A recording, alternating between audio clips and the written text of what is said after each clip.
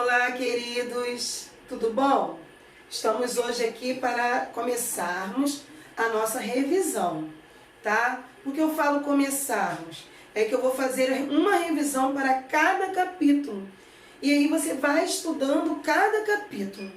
Hoje eu vou fazer a revisão do capítulo 4. Semana que vem do capítulo 5 e na outra do capítulo 6. Tá? Serão 3 semanas de revisão. Por aqui, pelo que nós vamos fazer hoje, vocês já podem começar a estudar. Mas antes de eu começar mesmo a aula, eu vou ler aqui junto com vocês o Salmo 126, 1, 2 e 3. 1 diz assim: quando o Senhor Deus nos trouxe de volta para Jerusalém, parecia que estávamos sonhando. Como rimos e cantamos de alegria. Então as outras nações disseram: o Senhor fez grandes coisas por eles.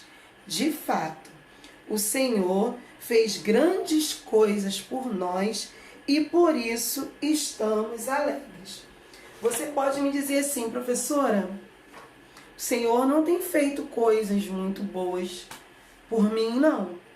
Mas eu tenho certeza que se você pensar um pouquinho aí, você vai se lembrar de coisas boas que o Senhor fez na sua vida, mesmo nesse período que você acha que não está tudo bem, que você acha que não está muito legal.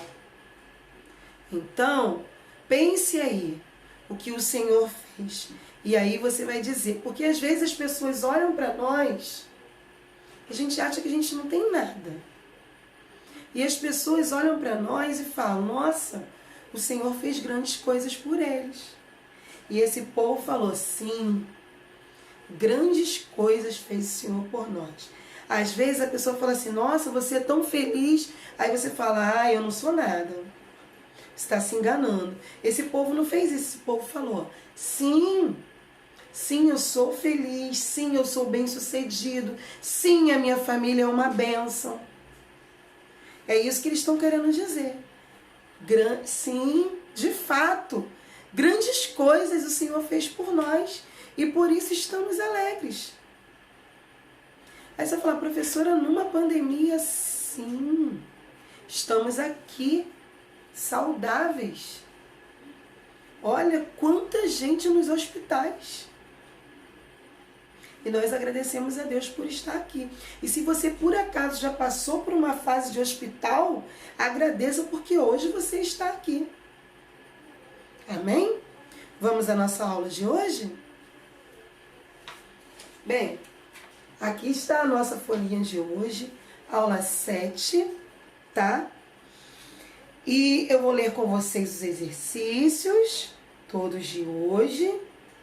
Peguem a folhinha. Então, hoje é necessário que você já inicie a aula com a folhinha em mãos. Bom? Para vocês fazerem os exercícios de hoje, vocês vão fazer no caderno de vocês. Tá bom? Como assim, professora? Vocês vão ter a folhinha, mas vocês vão... ah, eu preciso escrever tudo? Não. Mas essa folhinha vocês têm colocado já no caderno, como eu orientei, não é? Então, como vocês estão organizando no caderno, agora tu vai vir, ó, bota a folhinha e a número 1, que relaciona a coluna, vocês façam na folhinha. Agora a número 2, que é para escrever, lá você coloca resposta, atrás, né? Resposta da número 2, atrás no caderno. Resposta da número 2. Aí coloca no caderno, tá bom? Resposta da número 3. Escreve a resposta no caderno. Ah, professora, você deixa eu copiar tudo? Claro, meus amores, sem problemas. Copiem tudo no caderno, não tem problema, não tem restrição quanto a isso, tá? Então vamos lá. Número 1, eu tô pedindo para relacionar as colunas. Aí eu tô falando de jacobinos, girondinos, planície ou pântano, cordeiros, monarquistas, constitucionais.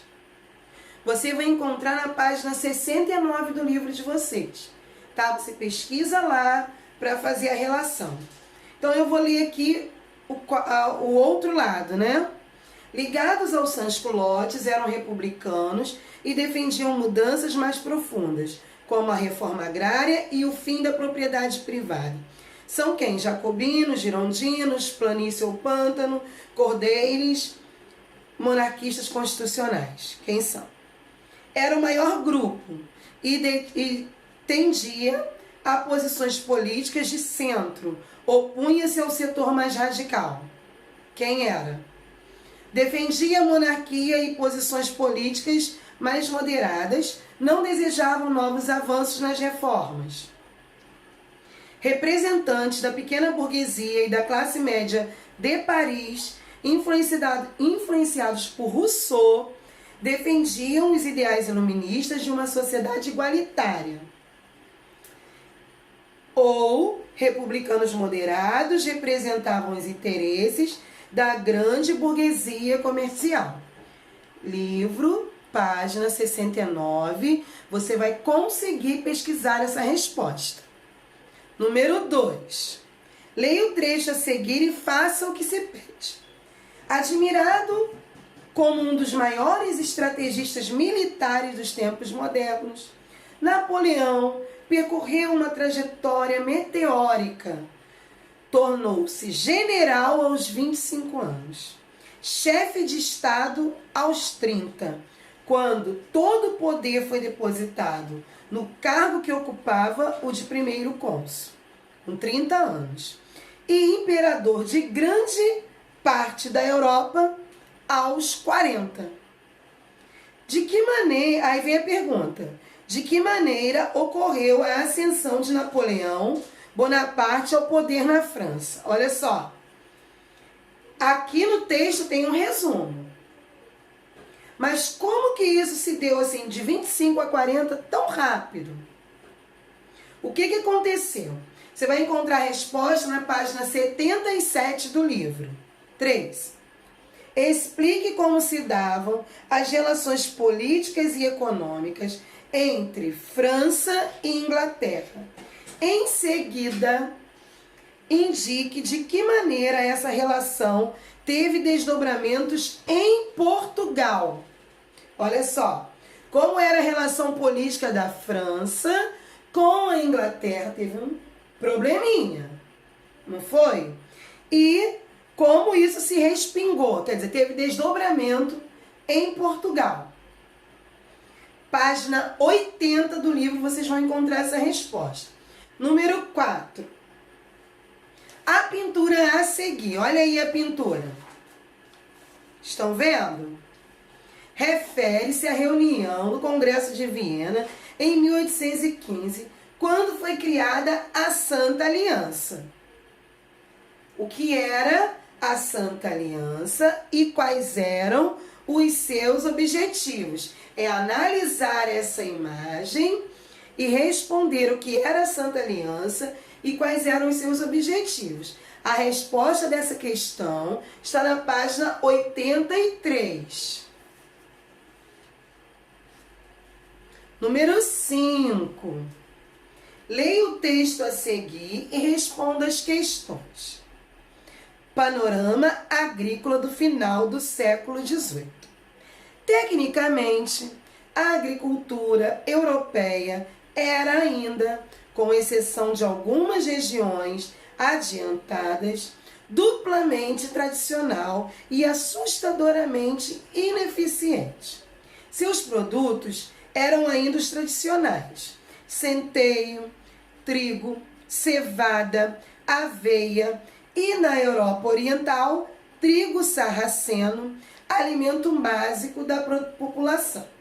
Gado de corte, cabras e seus laticínios, porcos e aves, uma certa quantidade de frutas e legumes, vinho e algumas matérias-primas industriais, como a lã, a fibra de linho, cânhamo para cordame, cevada para a produção de cerveja e etc. A alimentação na Europa era essencialmente regional. Os produtos de outros climas eram ainda raridades, próximas do luxo. exceto talvez o açúcar, o mais importante alimento importado dos trópicos, e cuja doçura provocou mais amargura humana do que qualquer outro. Aí vem a letra A. Como o autor apresenta a agricultura europeia em grande parte das regiões. Gente, isso aqui é uma interpretação do texto, tá? Queridos, eu fiz esse exercício como se fosse já a avaliação. Nos moldes, no modelo que eu costumo fazer a avaliação de vocês, tá bom? Então, é só interpretar o texto. B. Quais produtos agrícolas e animais eram criados para consumo na Europa? O texto diz. C. Como era a alimentação na Europa nesse período? E D. Identifique duas diferenças entre a alimentação no fim do século XVIII e a dos dias atuais. A número 6. A número 6 está assim. Numere cronologicamente os acontecimentos a seguir sobre a República Francesa proclamada em 1792. Esses acontecimentos estão na página 70. Então você vai ler e, de acordo com o que está aqui, colocar em ordem cronológica. O que vem primeiro, número 1, depois número 2, número 3, e assim sucessivamente. Tá bom? Bem, o primeiro aqui. Desesperados, os revolucionários sofreram grandes derrotas. A população então passou a acusar o rei e os monarquistas de traição. Em agosto, os sans-culottes armados tomaram o Palácio das Tulheiras, residência da família real. O rei foi destituído e preso. Próximo. O povo foi chamado a defender a revolução. Formou-se assim um exército popular que derrotou os invasores e os partidários internos do antigo regime. Nesse clima de vitória, a República foi proclamada. Próximo. Em abril de 1792, a França entrou em guerra com a Áustria e a Prússia. O rei e os contra-revolucionários incentivaram a guerra, acreditando que a França seria derrotada e que eles poderiam restaurar o antigo regime. A Assembleia Legislativa foi dissolvida e novas eleições foram realizadas, com base no sufrágio universal masculino. Formou-se uma nova Assembleia denominada Convenção Nacional. Aí é só colocar em ordem cronológica. Número 7. Leia o texto a seguir sobre o Código Napoleônico e explique qual a visão do autor sobre a questão da autoridade. Olha só, não vai precisar procurar em livro nenhum, está aqui a resposta. É ler o texto já pensando qual a visão do autor sobre a questão da autoridade, e é o que vocês vão escrever aqui embaixo. Bom? Bom, vamos lá. O individualismo da Revolução é amenizado pelo princípio de autoridade em todos os graus e em todas as comunidades. Na família, o Código instituiu a autoridade dos pais sobre os filhos, do marido sobre a mulher, incapacidade jurídica da mulher casada. Na empresa, é a autoridade do patrão sobre os empregados, sendo o patrão investido de uma tutela em relação à sociedade, no interesse da ordem pública. Não se confia nos assalariados. Cabe, portanto, ao patrão assegurar a boa ordem de seu estabelecimento. O império restabelecerá a carteira de trabalho, na qual são lançadas as quantias adiantadas pelo patrão ao operário, que não pode deixar o trabalho a não ser com o consentimento do patrão e a não ser que este lhe restitua a carteira. Caso contrário, o operário será considerado um vagabundo. Esse regime, portanto, acaba por estabelecer uma forma de servidão disfarçada, já que depende agora do bel prazer do patrão de dar liberdade ao empregado ou conservar. Então, aqui você vai escrever sobre a questão da autoridade expressa no texto.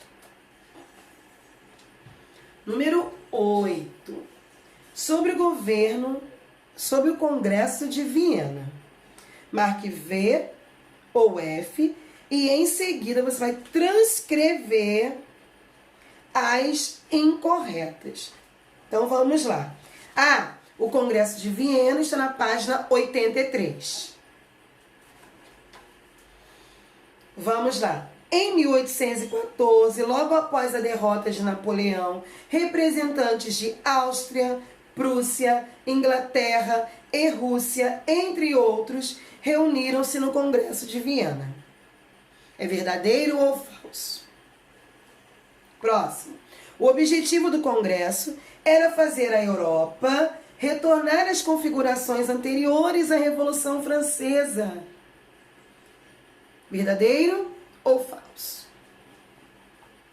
Uma das resoluções do Congresso foi a criação da Santa Aliança, que estabeleceu um pacto militar para apoiar todo o movimento revolucionário.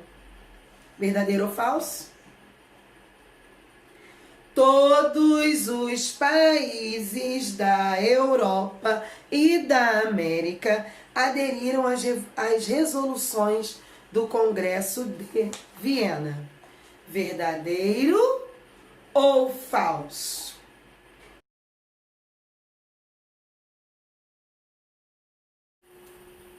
Bom, vamos à nossa correção? Vamos conferir os exercícios que fizemos, ok? Era para relacionar as colunas. Aí no primeiro tá: ligados aos sans-culottes, eram republicanos e defendiam mudanças mais profundas como a reforma agrária e o fim da propriedade privada. A resposta desse vai ser a letra D, cor deles. Ligados aos sans-culottes, eram republicanos. Essa era a característica deles. O próximo era o maior grupo e tendia a posições políticas de centro. Opunha-se ao setor mais radical. É a letra C, planície ou pântano. Próximo.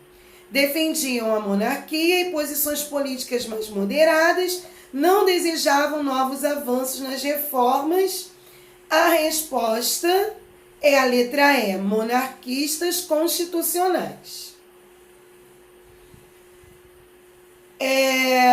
Representantes da pequena burguesia e da classe média de Paris, influenciados por Rousseau, defendiam os ideais iluministas e uma sociedade igualitária, letra A, jacobinos.